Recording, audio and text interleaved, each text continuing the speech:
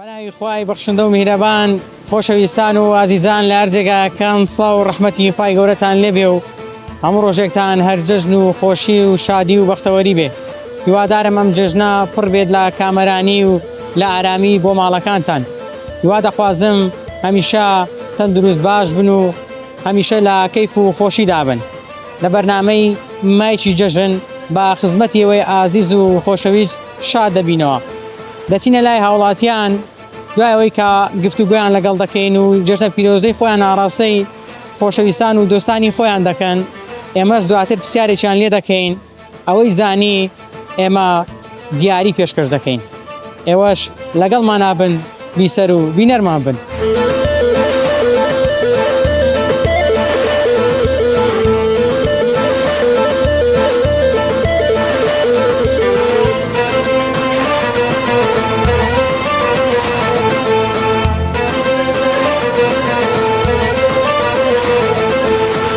السلام عليكم جەژن شتان پیرۆز بێت. وعليكم السلام ورحمة الله. جەژن لە ئێوە و تەواوی موسڵمانانی کوردستان پیرۆز بێت. یاخوا هەمیشە لە جەژن و خۆشی دابی. سپاس دەکەم. پێم بڵێ لە جەژندا زیاتر پەیوەندی کۆمەڵایەتی ئێمە نوێی دەکەینەوە، سەردانی خزمان و دۆستان دەکەین. تۆ چەندێک لە جەژندا پەیوەندی کۆمەڵایەتەکانت بەهێزە، زیاتر سەردانی خزمان و دۆستان دەکەی؟ بەڵێ وەڵاهی وەکو جاران ڕاستی نەماوە پەیوەندی کۆمەڵایەتەکان داواز بووە، بەس بە پێی توانە چەندی پێمان بکرێت پەیوەندی کۆمەڵایەتەکان ئەنجام بدەین ڕاستی. دە سەردانی کەسب و کار و دایک و خوشک و برا ئەوانە. یەکەم کەس چییە جەژنە پیرۆزەی لەگەڵ دەکەی؟ جەژنە پیرۆزەی ئاڕاستە دەکەی؟ وەڵاهی عادەتەنین بەکرا دەچینە نوێژی جەژن و ئەوانە دێنەوە دوای ئەوەی کە لەگەڵ ئەو خەڵکی لە مزگەوت و موسڵمانانە دێنەوە لە ماڵەوە جەژنە پیرۆز دەکەین، دواتر سەردانی دایکم و کەسب و کارمان. باش. چ شتێکی جەژن لە لای تو زۆر خۆشە؟ یعنی چێژێکی تایبەتی هەیە؟ وەڵاهی جەژن تەواو خۆشە بەڕاستی، چونکە شعایرێکی ئیسلامە بەڕاستی. دەبینی خەڵک دڵخۆشە بە قوربانیکردن بێ و بە سەردانی یەکتری بێ و ئەمانە تەواوی جەژن بەڕاستی مای دڵخۆشیە.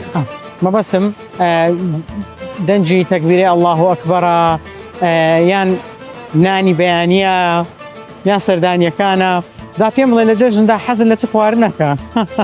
بەڵێ وەڵاهی ئەو ڕاستە ئەو دەنجی تەکبیری ئەڵڵاهو ئەکبەر کە بەتایبەت لە مزگەوتەوە کە ئینسان کە لە ماڵە بەرە و مزگەوت دەچێت ئەوە خۆشیێکی هەیە بەڕاستی باز ناکرێت.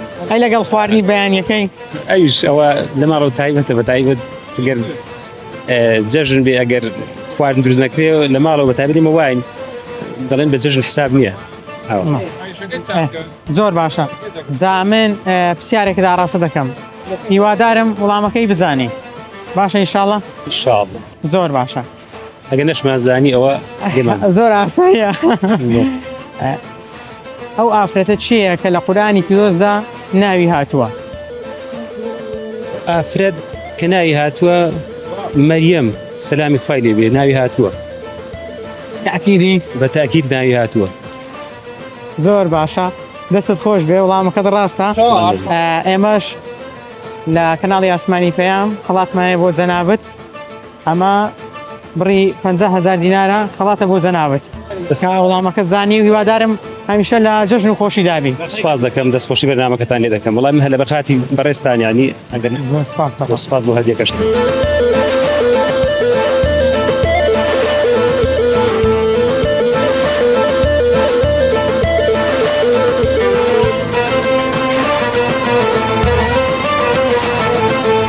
سڵاوتان لێ بێت. باش ئینشاڵڵا سەلامەت بن. ئێوە دۆستی یەکن؟ سەلامەت بن یاخوا. لەکوێوە هاتوون بۆ هەولێر؟ زاخۆ. یاخۆ بەخێر بن. سەلامەت بن. جەژنە زانم ئێوە لە جەژندا ڕۆژەکانتان چۆن بەڕێ دەکەن؟ لە ڕۆژانی جەژن چەند دڵینگۆ خۆشە؟ والله جەژنی هەیە خۆشە و جەژنی هەیە خۆشی نییە. جەژنی هەیە مەسەلە خۆشەویستێک لە دەستداوە، مامە دایکتە باوکتە. جەژنیش هەیە کەسوکاری هەموو لەناو خێزانە باشە الحەمدولیلا. بەڵام ئەم جەژنە مام لە دەستداوە، جم جەژنم نییە، بەڵام لە هاتمە هەولێرەوە و بزانم جاوی هەولێر چۆنە. خوای گەورە لێی خۆش ئینشاڵڵا جێوی بەهەشتا. خودشتا ڕازی بە لەگەڵ هەمین مسڵمانانە. سەلامەت بی، زۆر سپاس دەکەم. هاتوو ڕۆژەکانی جەژنت کو بەڕێ دەکەی؟ لەگەڵ چێ زیاتر ڕۆژەکان بەڕێ دەکەی؟ خزمان دۆستان؟ گەل خزم و ماڵ و کەس و کارە. زۆر بە بەلا ئەنگۆ هەردووکتان سینگڵن یان هاوسەرگیریتان کردیە سینگڵن خدا ناسەرگیری ئینشاءالله جێژنەی دابێ ئەوانە دەبنا خاوەن هاوسەری خۆتان ئینشاءالله لەگەڵ تۆ سەلامەت بنیاخوا هەرساوی خوا سەلامەتان کە بەرە گەورەی چ شوێنێکی هەولێر خۆشە بەلای ئێوە سەرنج ڕاکێشە والله کوردستان هەموو خۆشە هەموو لە چ شوێنێک بێت بەڵام بەس کوردی بۆ خەمە خۆشە ئەگەر کوردی بە دیێدی ئەمی ئەرێ والله حەزکی بلال کی بابن بلال گوندێکی بنەف بلا حەزکی بن چاودراکێ بێت بەس کورد بن خۆشە کوردی باڵین و کوردی تێبگەینەوە بەسە بووم ئەمە شتە زۆر باشە زارۆ کە دێنە لای ئەنگۆ جێژنانیان نادەنێ بالێ وڵات دەدەنێت چۆن ناندەدەنی ئیسایە خوارزایە جێشانە دیتر هەر بدەینە برازا و ڕازان خواردەوان خوارزە بەلا چاوێوەنەژ لە مالن یعنی دەبێتان بدەنێ زۆر ڕاستە ئەی بۆ نێژی بەیانی ئێوە دەچن بۆ مزگەوت و چاوانەوەشن ئەگەر چاو بۆتە بژمەخنە گۆل دەمە بۆ دینایت بژن مەزەلە ئەگەر تو نەچە نەبێژە عیدی هەر چخواشی تو عیدی دەنینە ئەگەر ناڕۆی لۆ چاو بۆتە بێژم سۆڕانی زەحمەتە بۆ ئەوەی کە نەچێت لە بۆ نێژی جێژن بەێ بەڵێ ئەو عیدی هەر بوونی نییە ئەو زۆر باشە سۆرانی چەند باشن لەگەڵی من فولم بە سۆرانەکەم زۆر زۆر باششم چۆن ئاوا فێر بووی وڵی برادەرەکان وانم زیاتر سۆرانی نەوەی من زۆر باش زیاتر لەگەڵ سۆرانیەکان تێکەڵمەوانە زۆر باشە من پرسیارێکم هەیە بۆ ئێوەی عزیز ئەگەر وڵامەکەیتان زانی دەبنە خاوەنی 50,000 دینار ئەگەر نەشتان زانی ئەو ئێمە داوای لێبوردنتان لێ دەهێن باشە کام هاوڵی پێغەمبەری خوا صلی الله عليه وسلم بە ئەمینی ئومەت ناسراوە بۆ بەکر سەدیق ئەی تۆ ئەژی عینە ڕایە ئەوە وەک سەدی نە وڵامەکە هەلبژاردن نییە ئەوە ئاسانکاریم لۆ کردی کە ئەوە هەو نییە هەڵبژاردەنگیشی پێدەدا باش هەڵبژاردن ناکە هەلبژاردن نابێ ناکە ئەو بەکر سەدیق چۆن نییە بە ڕبی باش ئەمن یەک هاوکاریت کەتان دەکەم بە شێوازەکی دی تەلەفۆن لۆ دۆستەکی خۆت بکە بالێ ئەگەر ئەو وڵامەکەی زانی ئاسایی دەبنە خاوەنی خەڵات ئەویش نەیزانی ئاسانکاریت کەمان نابێ تەلەفۆنەکێ بکەم چێ دۆستین گۆیە تەلەفۆنی لۆ بکەن ئاسانکارێکی کووە لەوەی باشتر تەلەفۆنەکێ بکەم ڕبی وێگی بکەمەوە دێدم خێرا دۆستێکی خۆتان بدۆستنەوە تەلەفۆنی لۆ بکەن برێ کام هاوڵی پێغەمبەر صلی الله عليه وسلم بە ئەمینی ئومەت ناسراوە بژە ئەیهۆنی ئەیهۆ کشکە من دەفتەنینەوە تۆ بۆ بکە نا ناوخاتیە یا سەرشوینەوە خێرا بن کاتی بەرنامەکە دەڕەوە چ بکەم برە وڵی کەس نییە تەلەفۆنێ بۆ بکەم هەڵبژاردنیت باش مە دیاریژ هەڵبژاردن نییە. جوابای بزۆن ئاسانکاری تەلەفۆنێک لۆ دەستی خۆت دەکەین هاوڕێی پێغەمبەر بە سڵاو لێ بە کام هاوڵی پێغەمبەر کام هاوڵێ هەنێ کیش هەوڵەوی بێ بە ئەمینی ئومەت ناسراوە یعنی بتەمین بەکر سەدیق نزیکترین هەواڵی بوو مەڕ بالخەتە ئێستا ئاخر وڵامە بدەنێ سواسان دەکەم مەڕی بەخەتە ئەی تۆ وڵی نزان ناوەڵە بارخۆ بە لە جۆ داوای لێبوردنتان یەکەم نەوە زۆر بەڕێز یاخۆ بەخێر بێت هەردوو چاوە هەردوو چاوە زۆر سواسان دەکەم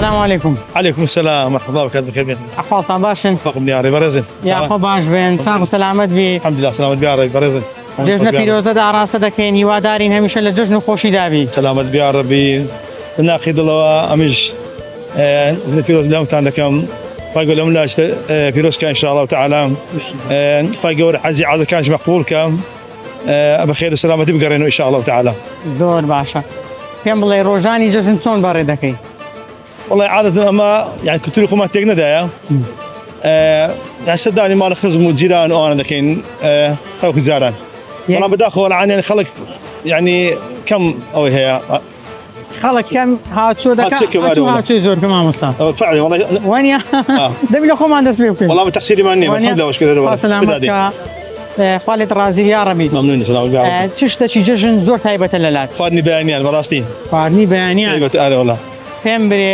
داچی مداران چه حاضر دەکا والله عادة أمد السينما على باب براستي أنا يا إخوان عادة كين إيه. عيننا أي وقت جانا عن الشيو فادنو وقشت مرقوا بالزوانية زۆر باشە چەند خۆشە جێژن لە کنداک و بابت بی زۆر زۆر لەکنەوان بەڕێکەی زۆر فەرقیە زۆر خۆشە بەڕاستی وانە ئارێ والله زۆر باشە ئەی خزمان و دۆستان پاش ماڵی باوکو دەچێت دراوسەکان یان خزمەکان دەکەی کامیان دەکەی وڵ عادن دراوسەکان دەکەین یەک پاشان خزم و دۆست و برادر ئەوانە خزمەکان ماڵە مامە و خاڵە و برایە و برازایە ئەوانە زۆر باشە پاس سەلامەتت کە مەونی بەڕێزت سپاس پرسیارێکمان هەیە لە خزمەتە فەرموو ئەگەر وەڵامەکەی بزانی دەبێ خاوەنی 50,000 دینار ان شاء الله ئەگەر نەش زانی ئەمە داوای لێبوردن دەکەین احتیاجە پاس سەلامەتت کە يا رب کام هاوڵی پێغەمبەری خوا صلى الله عليه وسلم بە ئەمینی ئومەت ناسراوە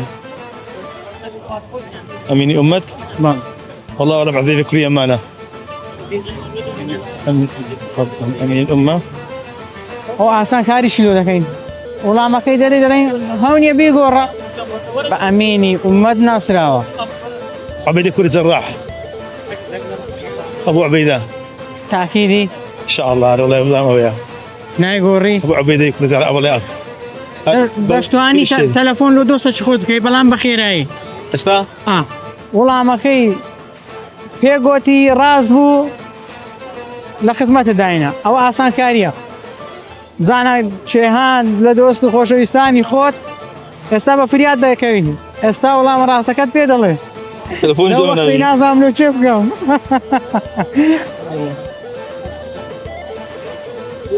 دۆست و خۆشەویستان ئەو هاوڕێیانە بەس بیکە بە خاری زیماوەسا با جێمان لێ بێ بڵێ لە ناو بەرنامەم وەڵامی ئەو پرسیارەم دێت وەڵامی نەداوە یەکەم کەس جێژنە پیرۆزەی لەگەر بکە باشە برێت ناو بەرنامەی جواب نەداوە سلامت کە ئێستا وەڵامەکەی خۆتم پێ بڵێ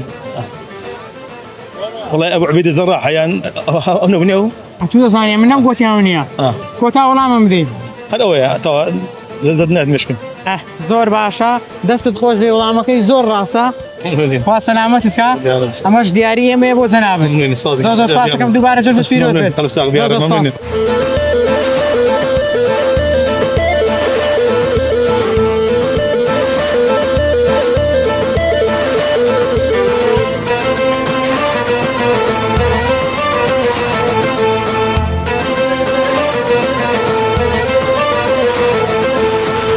السلام عليكم. عليك السلام ورحمة الله وبركاته. زور بخير بين. زور سپاس جژنیشت پیرۆز بی وادارم هەموو ڕۆژێکت هەر جژن و خۆشی و شادی بی.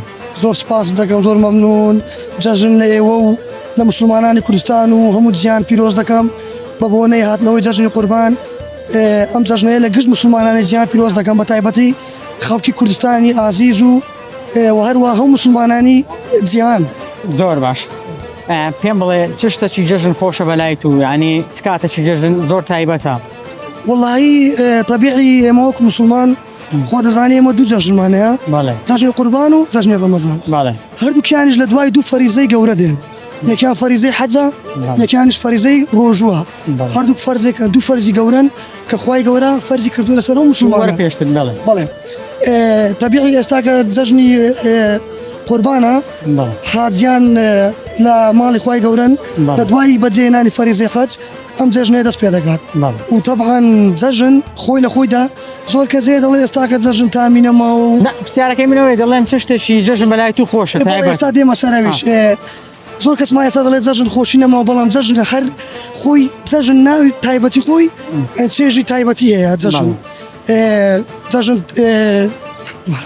ئاساییە بەردەوام بە جێژنەیە بە بەکەینی شیر داوی عەفوان ئاساییە جەژن خۆشەکی زۆری هەیە بۆ گشت مسلمانان لۆتو ئەمن لە خەرچی گەڕێ وەرە پێش هەتوو وەرە پێشە لێم دوور دەکەیەوە خوا ئافتکە وەرە پێش پێم بڵێ چ شتێکی جەژنەکە تو تایبەتە ئەم باسی تو دەکەم وەڵاهی جەژن تایبەتی زۆرە تایبەتمەندی زۆرە یەک لەوانە چوون بۆ مزگەوت و هەروەها تەکبیرەکردن هەمویان کۆ دەبنەوە تەکبیرە لێدەن و هەروەها لە هەمووی مهمتر سەردانیکردنی ماڵی خزمان و بەجێهێنانی سیلەی ڕەحمە ئەی دەستت خۆشی ڕەحمەتی خوا لێبی ئەتو زۆر لۆ من دوور درێژ کردەوە پرسیارێک لێ دەکەم ئەگەر زانیت بڕی 50,000 دینارت پێ دەدەم وەکو دیاری ئەوە جێژنانەیە ئەگەر نەش زانی 'ئەمە داوای لێبوردن لێ دەکەین باشە فەرم لە قورآانی پیرۆز کام ئاەت درێژترین ئاەتە و باسی چشە؟ دين آيات دين باشي قرض دكات لسورة بقرة بيم واحد الله أعلم لە سوڕەتی بەقەرەیە سورة بقرة آيات دينا باشي قرض دكات باشي خواهي قرض باشي قرض دكات بيم واحد يك برا يك آياته خواهي قولنا سورة بقرة باشي قرض دكات و دعوة مسلمان دكات كوا كقرض دكان كاتكي دياري بكنو لتسكاتك بغير بو صاحبك بيم واحد الله أعلم هاتو پێم بێ دوا وەڵام لە دووەگرم یان لە خۆت فکری لێ دەکەیەوە؟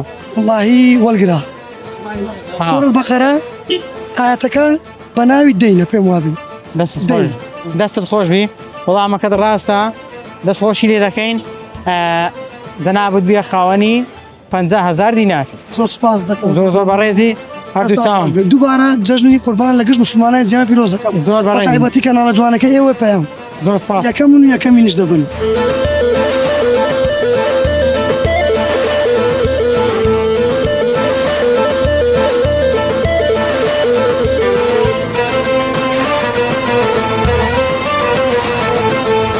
خۆشەویستان و ئازیزان لێرەشدا هاتینە کۆتایی پرۆگرامەکەمان هیوادارم هەمیشە و بەردەوام لە جەژن و خۆشی و شادی و کامەرانیدا بن هەمیشە دڵتان خۆش بێ خەندە لەسەر لێوتان بێ و ماڵتان ئاوەدان بێ خوای گەورە حەزی حازیانمان قبوڵ بکاتن تا پرۆگرامێکی دیکە بەخوای گەورەتان دەسپێرم هەشاد و کامەران بن خواتان لەگەڵ